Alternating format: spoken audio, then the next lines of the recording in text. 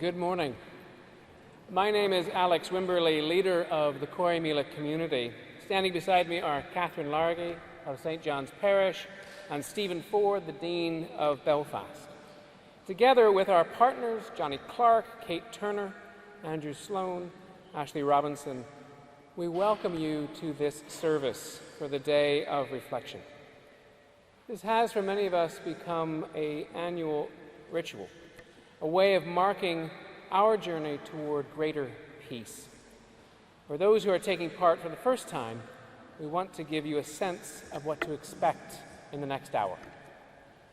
A major focus of this service is to remind the churches that the place for the followers of Christ is not one side of a conflict or another, but alongside all those who have suffered and remain vulnerable.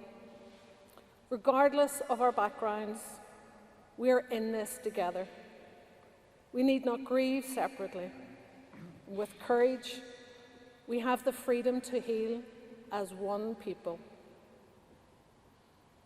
So conscious as we gather here and the journeys that we have made to be here today, can I invite you just to take a moment to check in with yourself and notice how you are.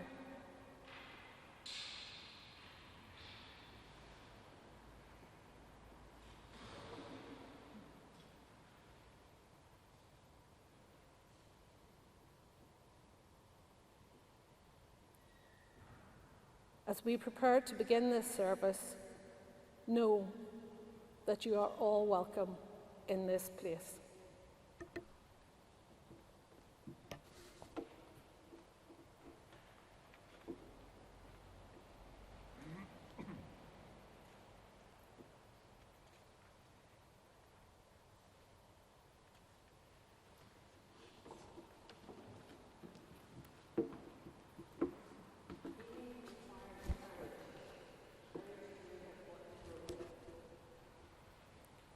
God, who promises to be with us in our brokenness, give us courage.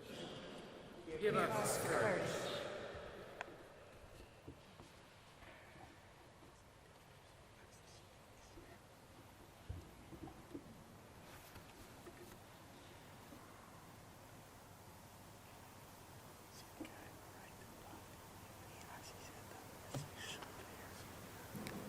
Hear us, O God, for we do not want to face these painful memories.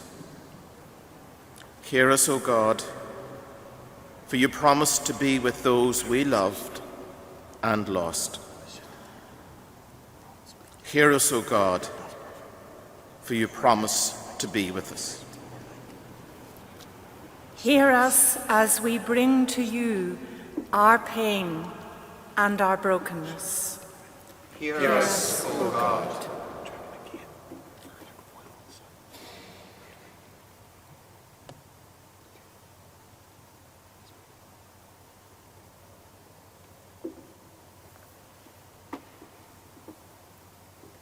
God, who is our rock, steady us. God, who enfolds us with your wings, shelter us. God, who shepherds us through the valley, comfort us. God, who cried out from the cross, hear us. Hear us as we cry to you. Hear us, O God.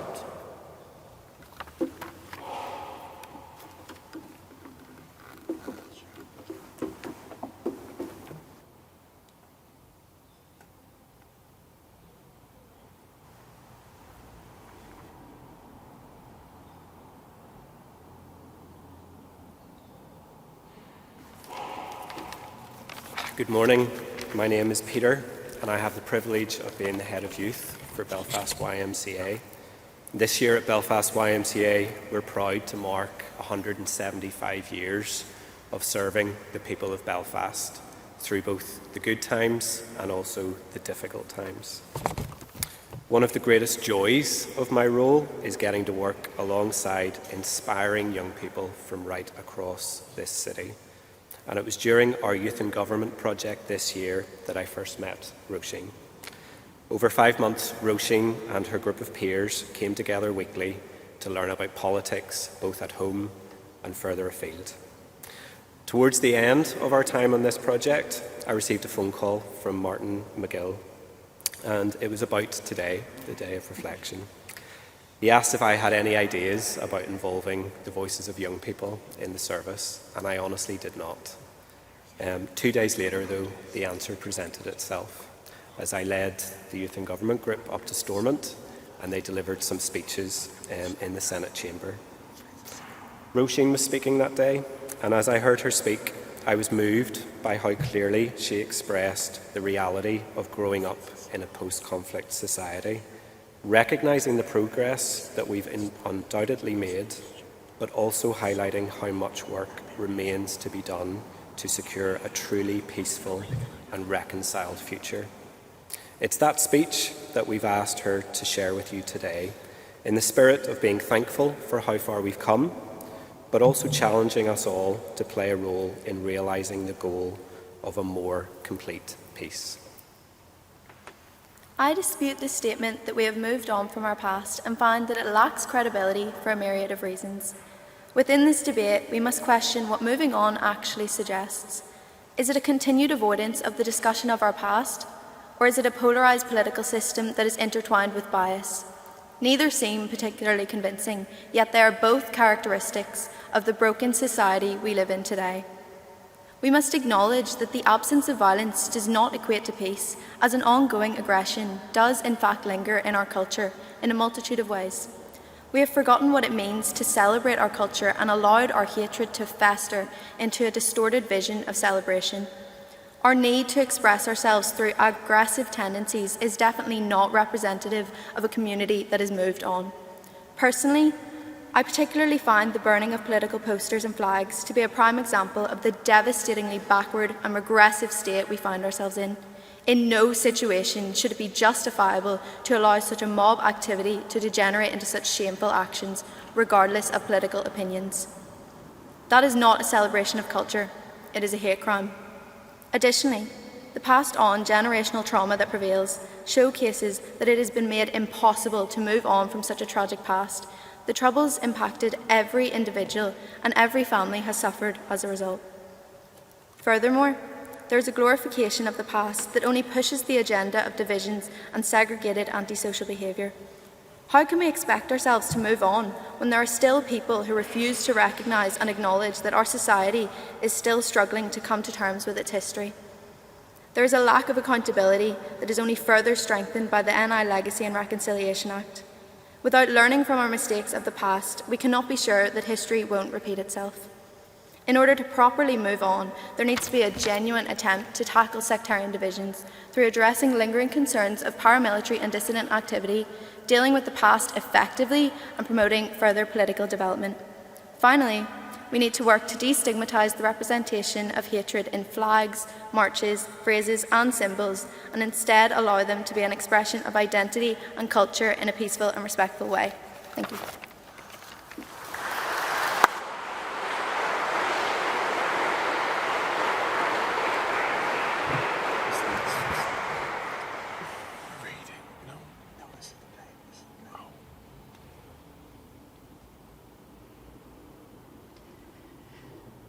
Ladies and gentlemen, in the ancient Hebrew scriptures, Psalm 85 verse 10 tells us, mercy and truth have met each other, justice and peace have kissed.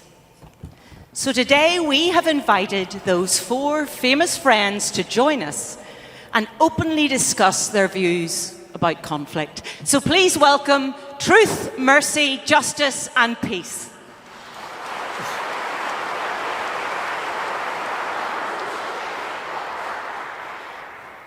Welcome. Welcome to all of you, and thank you for giving of your time to be with us here today. We want to hear directly from you the concerns that you have in the midst of conflict and in its wake. Truth, would you like to lead off? Thank you. Do you mind if I stand?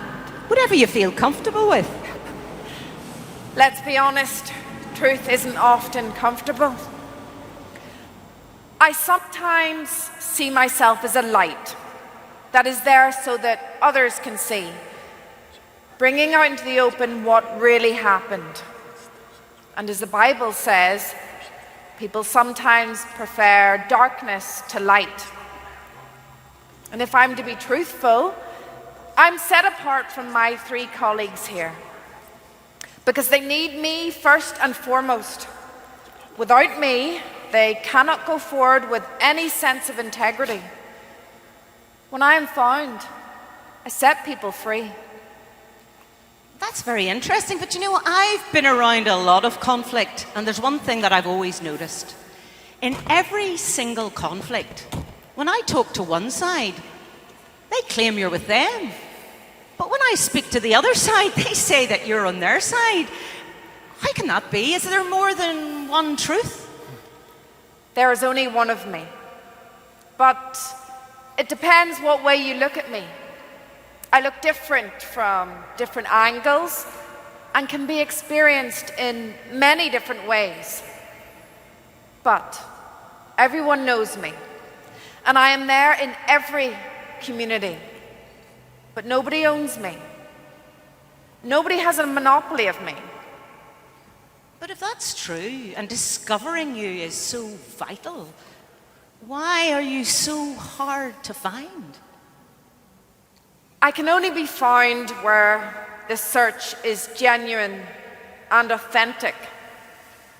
I can only be fully known when each person shares with others what they know of me, and when everyone respects everyone else's perspective. Well, if we are being truthful, which of these 3 friends do you fear the most? Truthfully, I fear him. Mercy? Why?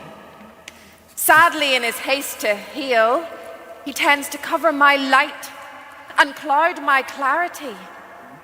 He forgets that forgiveness is our child and not his alone. Mercy, I'm sure you have something to say to that. What are your concerns in the midst of conflict? I need to be careful what I say. After all, I am Mercy. I am the means of new beginning. I am concerned with people and their relationships. Acceptance, compassion, support, and gentleness are my co-workers. I know the frailty of the human condition. Who among them is perfect? It's all very well for you to say that truth is like a light bringing clarity. But what happens when it blinds and burns? What freedom is there without life and relationship? Forgiveness is, indeed, our child. But she was born to bring healing, not to rub salt into gaping wounds caused by truth, pulling the scab off old scars, pointing out people's imperfections and weaknesses. But hold on a minute, Mercy. In your rush to support and accept and move ahead, do you not abort your own child forgiveness? I don't find such language helpful. And I reject the assertion that I cover truth's light. You must understand, I am Mercy, the product of the steadfast love that creates and sustains life itself. And who do you fear the most? No question about it. Justice, in his haste to change and make things right, frequently forgets that his roots lie in real life, people, and relationships. Well, Justice, what have you to say to that? I am Justice. When Mercy is correct in that I am concerned about making things right. I look beneath the surface and try and find the reasons on which people go into conflict. And usually the roots of such conflicts are tangled up in inequality, greed, and wrongdoing. I fully agree with Truth, who sheds her light to expose past wrongdoing. My task is to make sure that something is done to repair damage to victims and the downtrodden. But my good friend, every single person in this room seems that they feel that they've been wronged in some way or other, and most are willing to rationalize their actions. even violent ones, as being done in the pursuit of justice.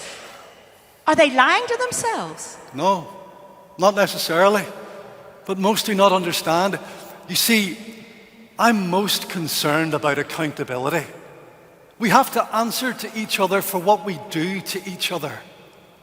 True and committed relationships are founded on steadfast love, but love without accountability can degenerate into abuse and injustice. Love with accountability leads to better behavior and thoughtful action. My purpose is to bring about mutual accountability. And who do you fear? Oh, I fear my children. Mercy and peace. I fear that they forget that they are my children and primarily see themselves as parents. Yet they are actually the fruit of my hard work. You may think that I am only saying this to keep the peace, but I agree with all three. I am the child to whom they give birth, but I am also the mother who gives them life and the spouse who walks with them every step of the way. I hold the community together with the encouragement of security, respect, and well-being. But that's precisely the problem. What always happens, you see yourself as greater and better than the rest of us. Peace, peace, peace. No. Arrogance, always up front, forgetting where you come from. You follow us, you do not precede us. We do the hard work and you get the prizes. Peace, my friends. I do not claim that I come first. I am more fully expressed through and after you've played your part, truth and justice. But it is also true that without me, there is no space cleared for truth to be properly heard. And without me, there is no way to break out of the vicious cycle of accusation, bitterness, and bloodshed. You yourself, Justice, cannot be fully embodied without my presence. I am before and after. There is no other way to reach me. I myself am the goal and the way to that goal. What a series of complicated relationships. And who do you fear, Peace? I fear no one here. But I do fear how and when each of us may be manipulated for other ends. I fear times when truth is manipulated for other people's selfish ends. Some ignore her. Some use her as a whip. Some even claim to own her. I fear times when justice is sacrificed for the sake of mercy or as a cost-saving exercise. I fear the blind manipulation of when some will sacrifice life itself for the sake of some simplistic ideal of justice. When such trickery takes place, I feel violated and hollowed out like an empty shell. And I too feel used and abused. How then can you four meet together and work together outside of this place? What do you need from each other? Mercy, you need to slow down and give me a chance to emerge. Our offspring cannot be born without slow development in the womb. I hear you, Truth, and may you continue to shine brightly. But please, try to remember not to blind everyone with your light or burn them with your flame. Remember that everyone is a child of God. Everyone has their weaknesses and needs support to grow. I am partly reassured by your words, Peace. But I need a clear statement from you that you allow space for accountability. Remember when the prophet Micah said of us, love mercy and do justice. You, Peace, you must allow room for me. Justice, we need each other. I am there to prevent you from falling into bitterness and rage that produces no positive results. I provide the soil for you to grow and bear fruit. And what is the name of this place where you can stand together? This is the place called Reconciliation.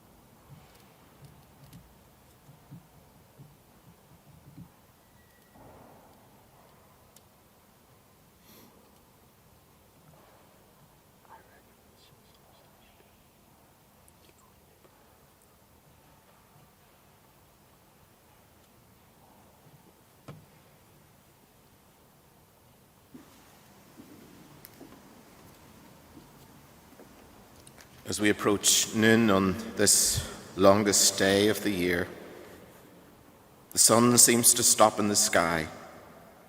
The shadows around us diminish, but will return. We stop to acknowledge that life is not as it should be. We come together before you, God, to lament the truth of our brokenness and the extent of our hurt. Be with us.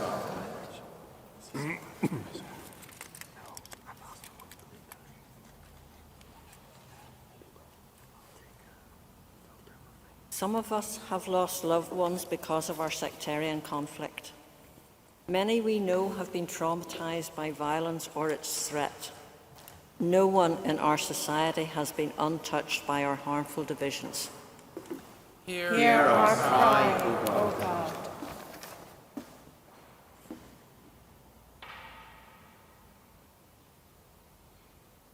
Each day is a day containing sorrow for a family you love.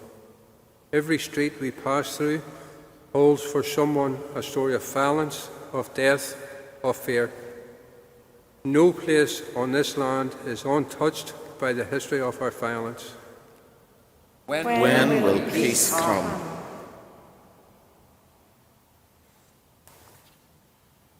O God, where were you when this hatred started? Where were you when neighbour turned against neighbour? Where were you when they died? Where were you when we lost our trust in one another? Where were you when our present became defined by our past? Where were you when the future we would want our children to enjoy was robbed from them and from us? Where were you?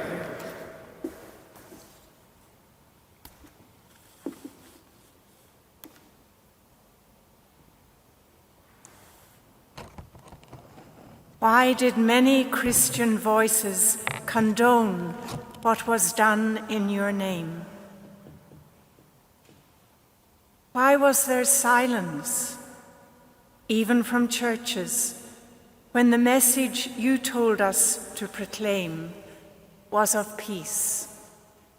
Why, O God, why?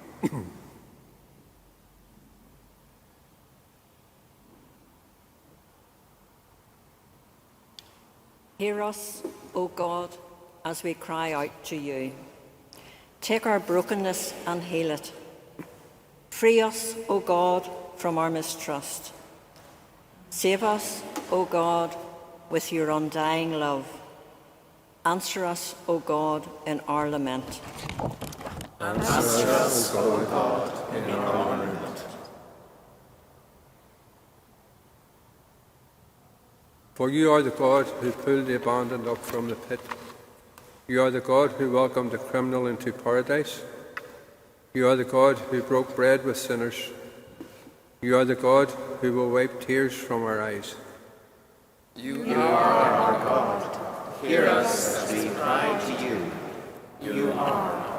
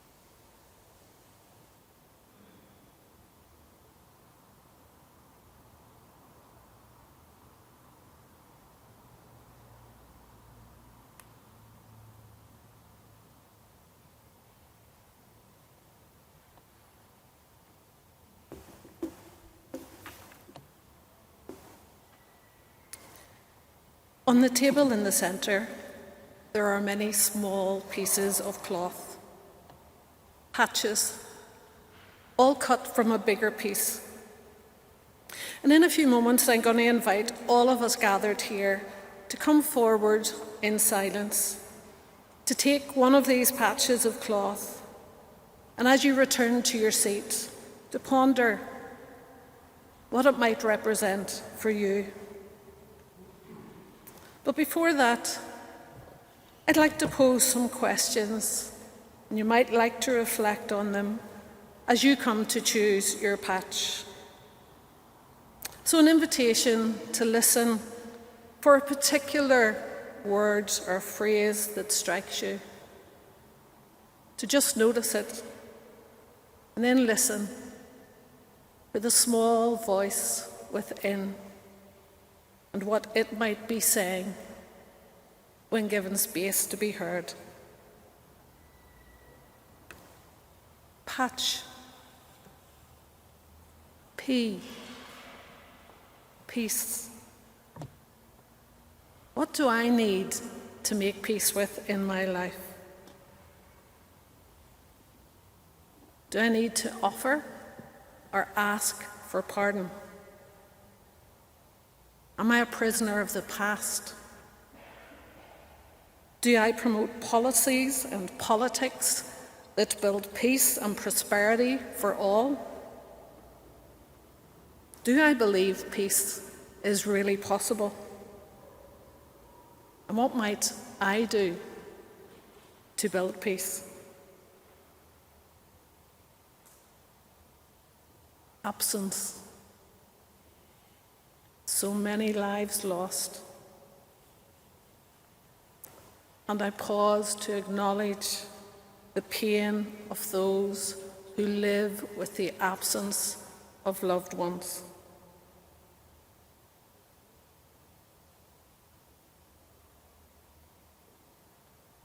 The Good Friday Agreement gave us an opportunity for peace. The absence of violence is not peace. We still see violence on our streets. Is my voice absent in speaking out or speaking up for others?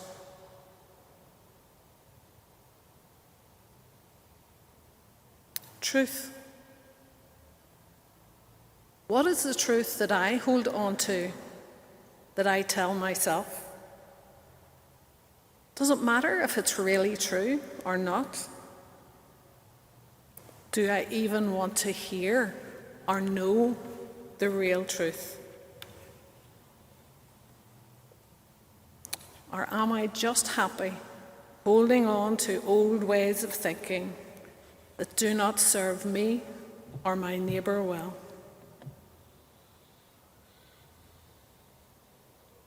C. Change. Change takes courage and often involves difficult choices. It is seldom easy.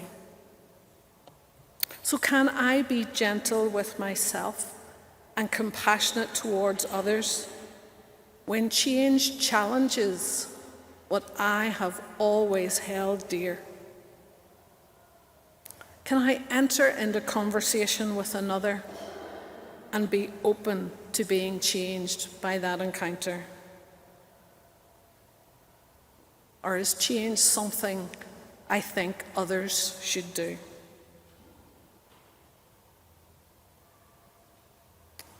H. Hope. What is hope? I think hope is the desire and expectation of good things to come. I hope for a better future for my children and for generations to come. What gives you hope? How can we be pilgrims of hope in this time and place? I believe in the God of hope, and I pray in confident expectation that the best is yet to come.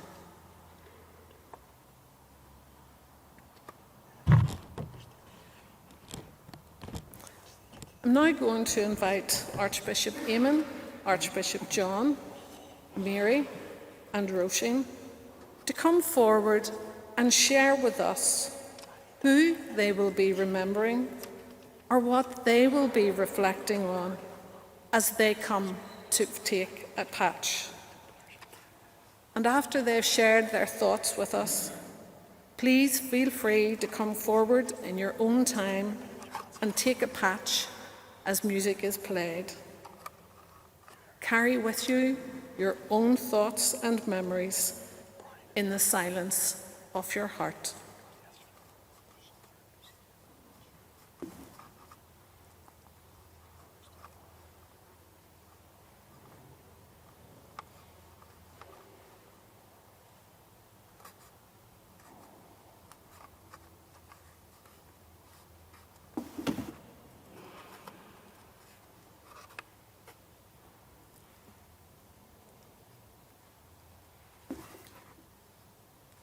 "50 years ago, I was a young boy growing up in Derry City.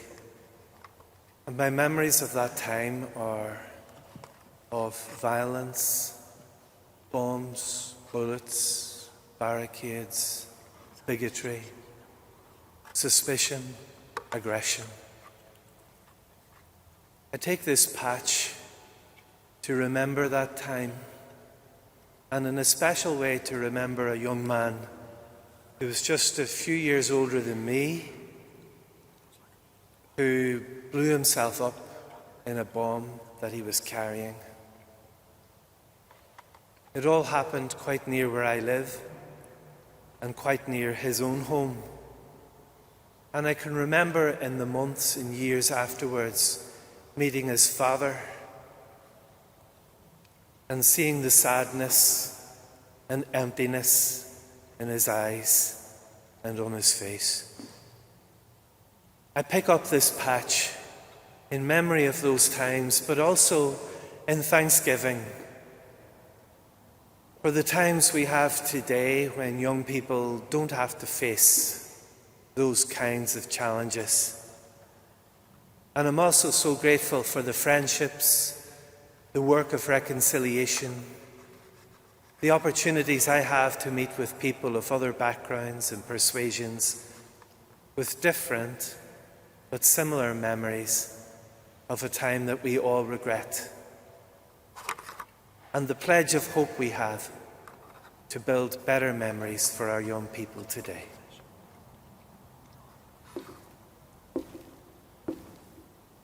When I go to pick up the patch, I will be remembering and thinking about all of the children who were killed in the Troubles, all of those who were under 18 and who will find their maturity only in the presence of God. And I'll be thinking particularly about one young man who, he and I, when we were 16, in 1972, were walking down the Ormeau Road. I turned up Sunnyside Street to go to Botanic Gardens, and he went on down to the lower Ormeau Road to meet his girlfriend. And on the way home that evening, Norman Hutchinson was murdered by the South Belfast UDA. In fact, by someone who we both knew. All of the young people, but also that young man who was such a good friend so long ago.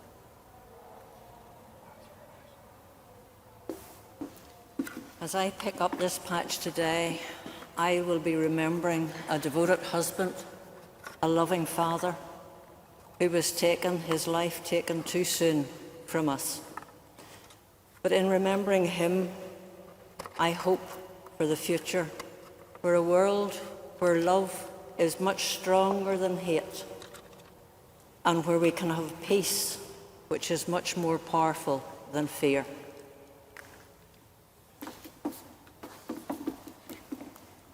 While taking this patch today, I want to remember all the young people that have been and continue to be affected as a consequence of the Troubles. And I want to reflect on how far we have come as a society, but also how far we have yet to go.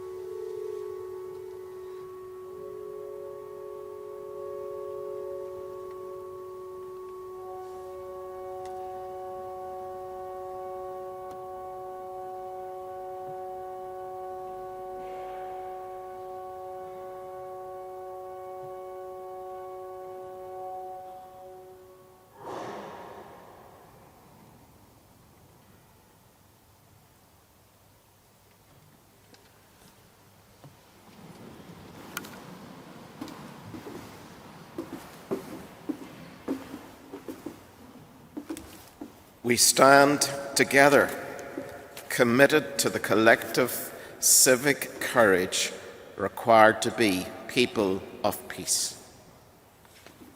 We cannot forget the past or pretend that violence does not threaten to return. We cannot legislate our way out of our troubled story. We cannot impose a peace upon others.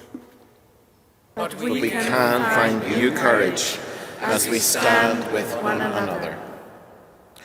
We are people who continue to lament the loss of life. We are people whose stories have been shaped by violence. We are people who must learn to trust again and be worthy of that trust. And we are people whom God has gathered to bear the hope of Christ. Together, we commit to a society of peace and justice, showing courage to reject violence by standing with and listening to victims and survivors, and calling the Church again to the power of love, grace and forgiveness, which alone can break our cycle of violence. And so now, may the love of God and the grace of God and the community of God be with each one of us, all those we love and all those we should love, both now and forevermore. Amen.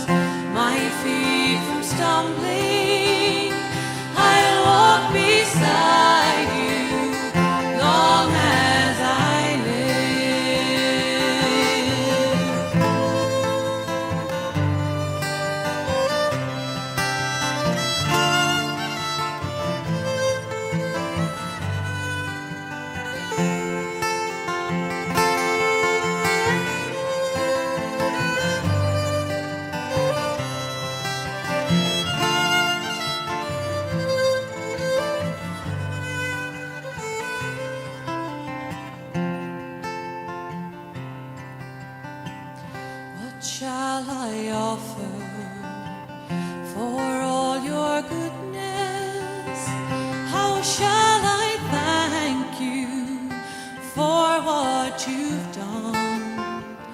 I'll be your servant.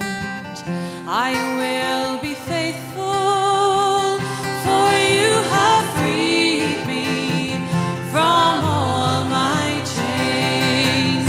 I love the Lord, who showed me mercy, who heard my voice and heard my cry. Long as I live, I will call upon you, because you've been